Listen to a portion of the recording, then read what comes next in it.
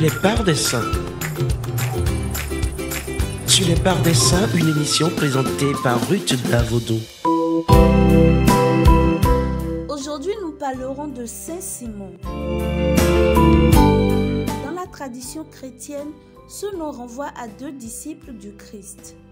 Simon le Zélote, encore appelé le Cananéen, et Simon Pierre. Mais plus tard, la tradition retiendra exclusivement ce prénom pour Simon le Zélote. Quant à Simon Pierre, il sera davantage appelé tout simplement Pierre, nom que lui a donné Jésus. Saint Simon renvoie donc non pas à Pierre, mais plutôt à Simon le Zélote, encore appelé le Cananéen, qui est d'ailleurs le plus âgé des disciples de Jésus. En réalité, les dénominations zélotes et cananéens s'équivalent car elles signifient la même chose.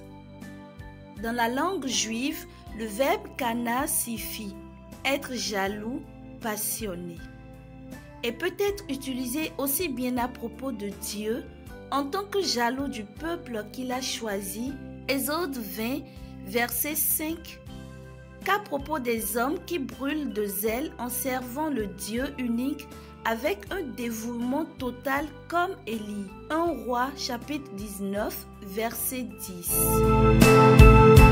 Simon était donc caractérisé par un zèle ardent pour l'identité juive, donc pour Dieu, pour son peuple et pour la loi divine. Après la mort de Jésus, Saint Simon alla prêcher d'abord en Égypte, puis en Mauritanie, en Libye et en Perse, où il sera rejoint par Saint Jude. Les choses extraordinaires que Dieu opéra par leurs mains les firent traiter avec respect par le roi perse, qui leur laissa la liberté de prêcher leur doctrine si sainte et si nouvelle. Un fait vint ajouter à leur prestige. 2 tigres, échappés de leur cage, étaient la fureur du pays. Au nom de Jésus-Christ, Simon et Jude commandèrent à ces bêtes féroces de les suivre et ils les emmenèrent dans leur maison. Le roi, toute sa cour et plus de 60 000 Perses se firent chrétiens. Des églises s'élevèrent sur les ruines des temples des idoles. Le triomphe du Christ était complet.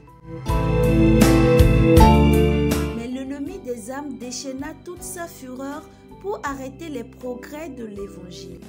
Simon et Jude étaient allés annoncer Jésus-Christ dans d'autres villes. Les païens et leurs prêtres voulurent les contraindre à sacrifier au soleil qu'ils adoraient comme un dieu. Le soleil, dit Simon, n'est que le serviteur de Dieu. Ce sont les démons qui résident en vos idoles. Je leur ordonne de sortir.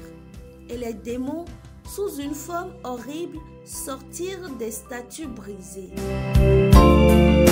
Alors, les païens se jetèrent sur les 2 apôtres et les massacrèrent pendant qu'ils bénissaient Dieu et priaient pour leur bourreau. Nous pouvons retenir à travers Saint Simon qu'il faut que nous ayons du zèle pour le service de Dieu, que nous ayons le courage d'aller vers tous les peuples sans distinction aucune et que même au cœur du martyre, nous ayons la force de pardonner à nos bourreaux. Que l'Esprit Saint nous en donne la grâce.